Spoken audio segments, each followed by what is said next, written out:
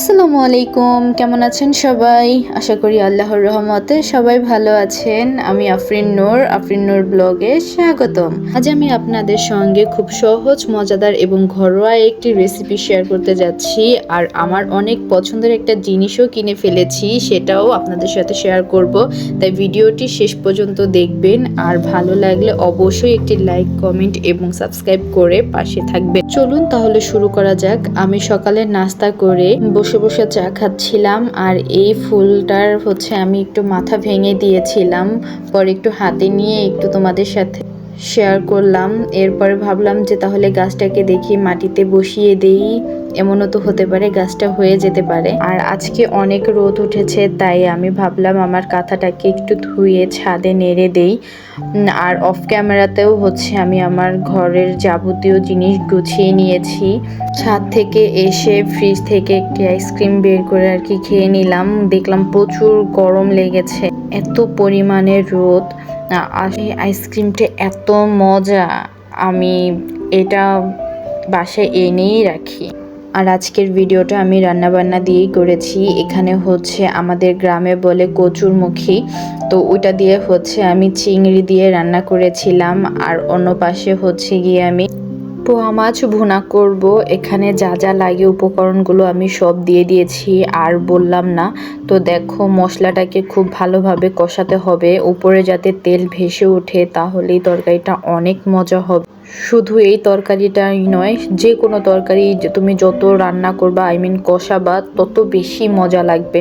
এখানে দেখো, আমার তরকারিতে পানি দিয়েছি, কত সুন্দর হয়েছে মাশাআল্লাহ। আর খাবারটা খেতে এত মজা হয়েছিল, প্রচুর মজা হয়েছিল। আর এইদিকে আমি লাউ দিয়ে ডাল রান্না করেছি। তোমরাও কিভাবে লাউ দিয়ে রান্না করো সেটা আমার কমেন্টে অবশ্যই জানাতে পারো। আমি এখানে তোমাদেরকে ফুল ভিডিওটা দেইনি, কারণ তাহলে ভিডিওটা অনেক লং হয়ে যাবে। অফ ক্যামেরাতে আমি খাওয়া দাওয়া সেরে নিয়েছিলাম। তো বিকেলে গিয়ে আমি কিছু চন্দ্রমল্লিকা পিঠা বানাবো, সেখানেই গিয়ে আমি এই উপকরণগুলো দিয়ে দিয়েছি। তোমরা আস্তে আস্তে যদি আমার এই ভিডিওটি দেখো, তাহলে তোমরাও বুঝতে পারবে যে আমি এটা কিভাবে বানিয়েছি। এটা খেতে খুব মজা, কিন্তু একটা জিনিস খেয়াল রাখবে, ডোটা যেন বেশি পাতলাও হয়ে যায় না, আবার শক্তও যেন হয়ে যায় না। শুধু এই একটা জিনিসেই খেয়াল রাখবা, আর কিচ্ছু করা লাগবে না।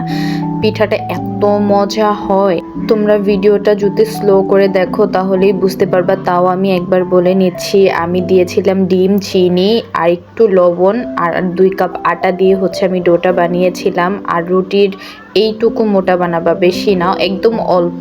আর এখানে একটা ইসের কৌটোর ঢাকনা আছে, তো ওইটা দিয়ে আমি এই শেপটা দিয়ে নিয়েছি।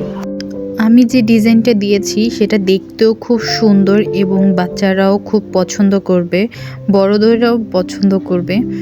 ডিজাইনটা আসলেই অসাধারণ। আমি যেভাবে দিয়েছি সেমভাবেই যে দিতে হবে এরকম না, আপনারা আপনাদের মন মতো দিতে পারেন। আর এর সাথে একটু কালো জিরাও অ্যাড করবেন, তাতে আরও বেশি সুন্দর লাগবে দেখতে।